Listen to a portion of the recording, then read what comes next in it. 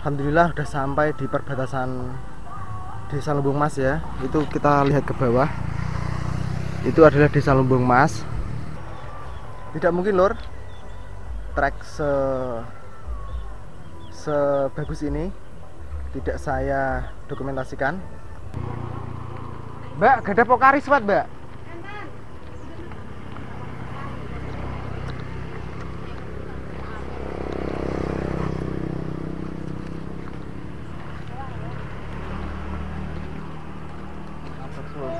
Kita Mbak. Besok 2000 woy. Hai, selamat sore. Assalamualaikum warahmatullahi wabarakatuh.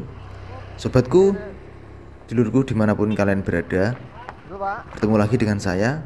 Dan seperti biasa, di awal video ingin saya ucapkan untuk kalian semua, semoga selalu dalam keadaan sehat, diberikan kemudahan oleh Tuhan dalam setiap urusan-urusan kalian, dan diberikan kelancaran rezeki tentunya, amin.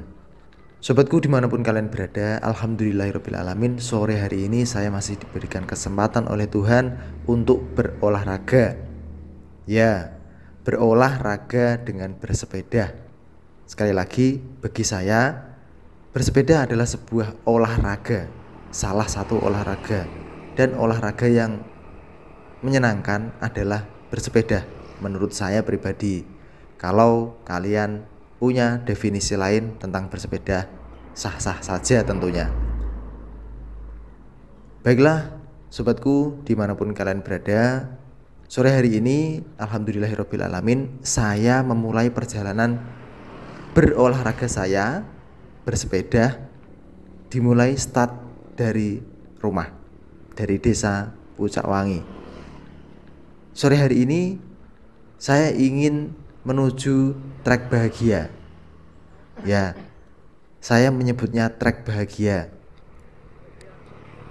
Trek bahagia ini adalah jalan dari desa Pucak Wangi menuju ke desa Lumbung Mas, yaitu dari desa Pucak Wangi ke arah selatan, atau lebih tepatnya adalah jalur alternatif dari desa Pucak Wangi menuju ke Kabupaten Blora.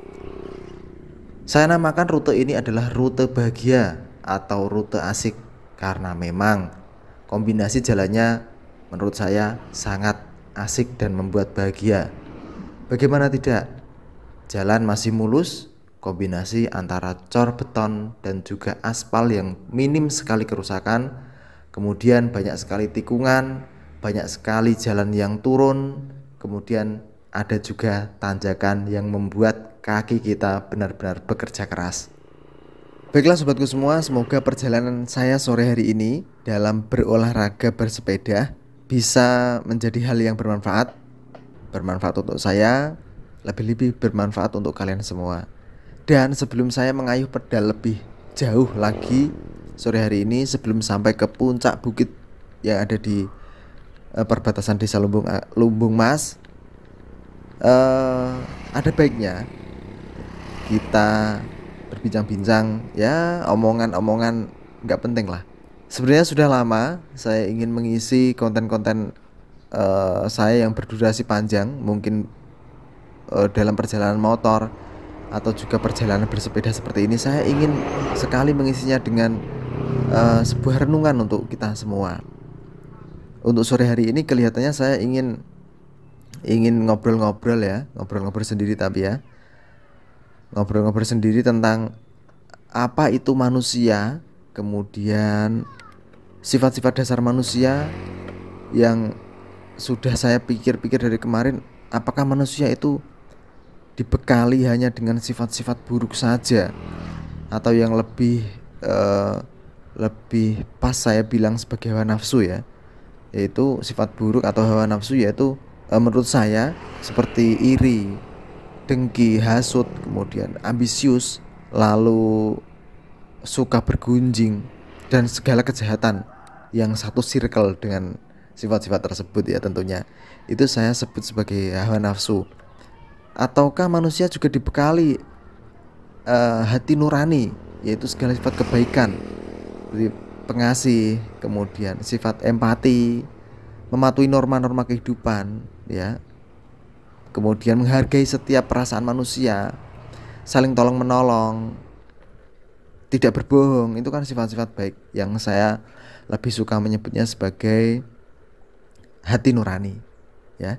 Jadi apakah manusia setiap lahir itu hanya dibekali oleh sifat keburukan, ataukah yang kedua yaitu setiap manusia dibekali dengan kebaikan dan keburukan? Atau dikatakan bahwa manusia dibekali dengan hawa nafsu dan dibekali juga dengan hati nurani. Tapi tunggu dulu, apakah kita ingat dulu waktu kita kecil, waktu kita mulai bersekolah TK, kemudian SD menuju SMP, sering sekali, bahkan mungkin setiap hari kita diajarkan oleh para guru di sekolahan kita untuk berbuat baik, kemudian tolong menolong dengan teman, lalu jangan bertengkar dengan teman, jangan memfitnah teman, kemudian jangan menggunjingkan teman. Itu kan diajarkan oleh para guru kita dulu waktu kita masih sekolah. Ingat ya, saya juga mengambil kesimpulan seperti itu. Selama 30 tahun saya hidup di dunia ini, saya pikir ulang kenapa dulu waktu kecil, waktu saya sekolah sering diajarkan kebaikan. Apakah saya tidak dibekali oleh Tuhan dengan sifat-sifat kebaikan sehingga harus diajarkan oleh manusia di dunia ini tentang kebaikan? Apakah manusia hanya dibekali oleh hawa nafsu dan sifat-sifat keburukan oleh Tuhan sehingga segala kebaikan harus diajarkan oleh manusia melalui pendidikan formal di sekolahan dan juga melalui kehidupan sosial bermasyarakat untuk tidak berbuat buruk? Bagaimana, masih ingat ya? Baiklah sobatku, untuk kalian semua yang lebih berpengalaman dalam kehidupan atau bisa dikatakan lebih senior, lebih berumur daripada saya, mungkin Anda menjadi orang yang lebih baik, Anda sudah bisa mengendalikan hawa nafsu dan menjadi orang yang lebih tertata dalam kehidupan sosial. Tolong ajari saya agar bisa menjadi orang yang baik pula.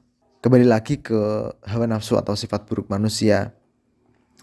Karena manusia dibekali setiap sifat buruk itu atau hawa nafsu, saya menyebutnya ada tadi yang saya sebutkan di awal, ada iri, dengki, hasut, suka menggunjing, kemudian fitnah, kemudian ambisius.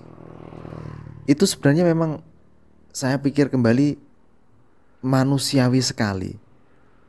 Sangat normal sekali setiap manusia mempunyai sifat-sifat seperti itu. Dan memang itulah sifat dasar manusia ketika lahir di dunia ini. Namun pertanyaannya, apakah sifat-sifat buruk manusia itu bisa dihilangkan dari diri manusia? Dan saya mengambil kesimpulan setelah saya benar-benar menjalani kehidupan ini, kehidupan nyata, ternyata sifat-sifat buruk atau hawa nafsu tersebut fix tidak bisa dihilangkan dari diri manusia, valid tidak bisa dihilangkan. Yang bisa terjadi hanyalah mengendalikan hawa nafsu. Sobatku, apakah kita pernah sadar bahwa saya pun pernah berada dalam kondisi yang saya nggak tahu. Saya menginginkan sesuatu yang berlebih. Saya sudah mendapatkan ini, tetapi masih kurang, ingin lagi. Ternyata yang saya inginkan adalah sebuah pengakuan dari orang lain. Dan ternyata setelah saya pikir-pikir lagi, bullshit.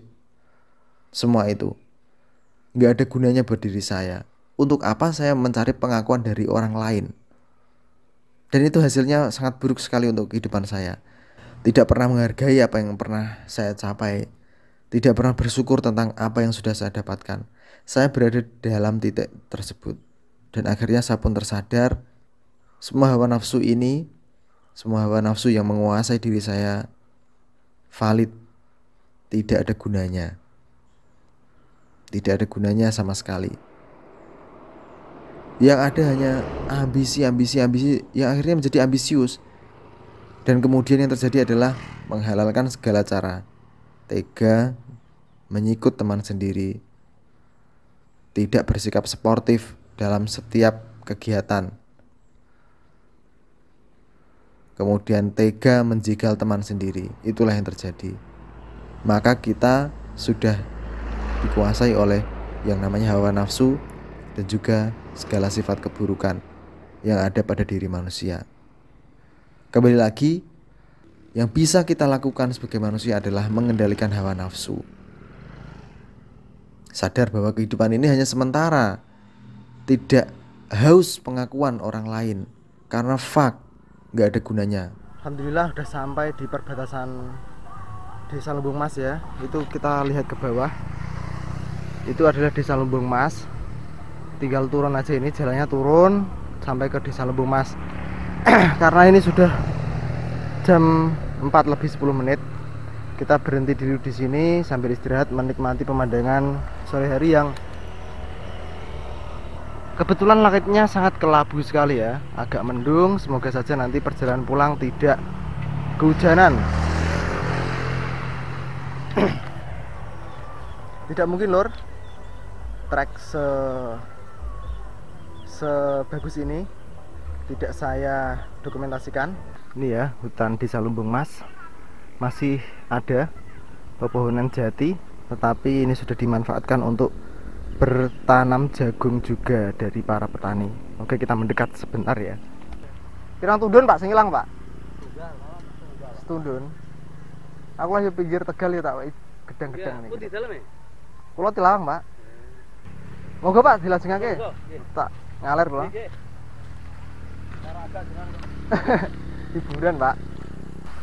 Berbincang sebentar dengan salah seorang petani jagung yang sedang menggarap tanah perhutani ini ya. Oke, untuk para petani semoga barokah, rezekinya lancar dan diberikan kemudahan rezeki oleh Allah Subhanahu wa taala. Oke, kita lanjut ya, turun dulu pulang. Mbak, gak ada pokari swat, Mbak?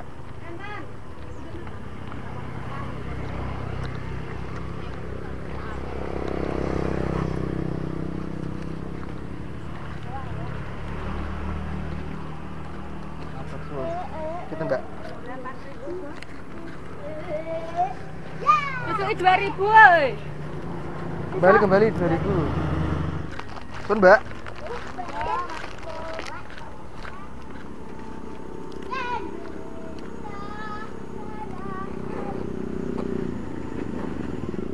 Selamat sore.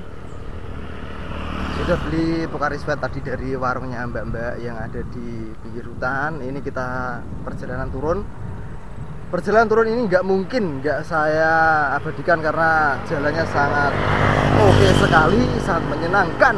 Bentar, kameranya saya pasang dulu biar view-nya oke ya. Pancal sekali aja langsung turun sampai rumah ini nanti. Gas.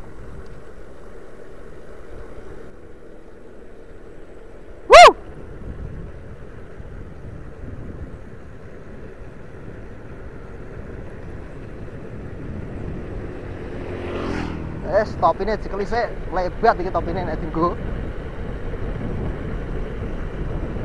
Antara ada umum.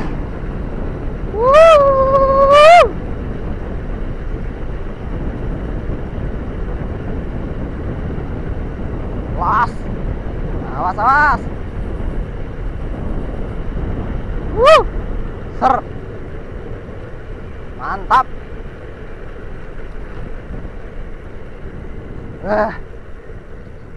Ora wani col stang lur. Tiba malah mate.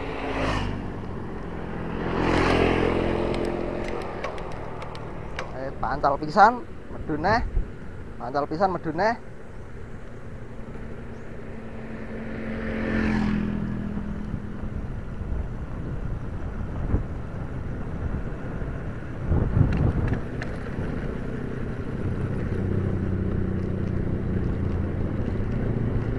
Perjuangan keras kita terbayar ketika kita turun, karena akan merasakan hembusan angin yang begitu menyejukkan dada dan menyejukkan kelek kita.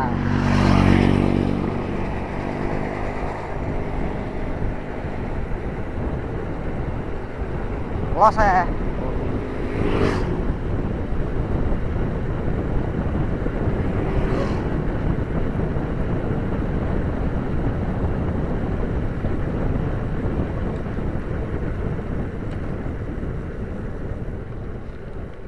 Oke,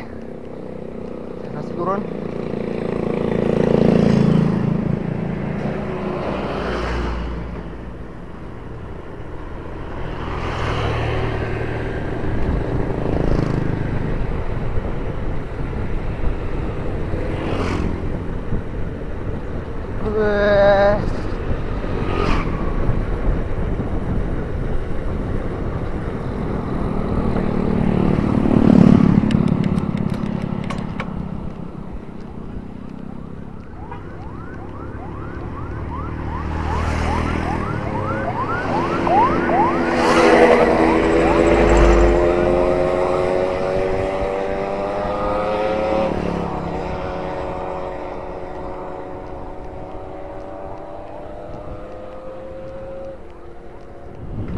Oke, dulurku, kita sudah turun gunung. Jadi kita turun tadi sudah semangat ya, karena sudah minum Pocari Sweat dari warungnya mbak-mbak tadi yang ada di pinggir hutan. Jadi gak mungkin rute trek indah itu tadi tidak saya abadikan momennya. Jadi ketika turun tadi luar biasa ya, kita merasakan angin yang begitu segar, menembus dada sampai kelek kita, dan bisa mengeringkan semua keringat yang telah membasahi baju ini. Terima kasih dulurku, selamat sore, selamat beraktivitas, salam olahraga, salam sportif. Wassalamualaikum warahmatullahi wabarakatuh. Kita sambung lagi besok di rute selanjutnya.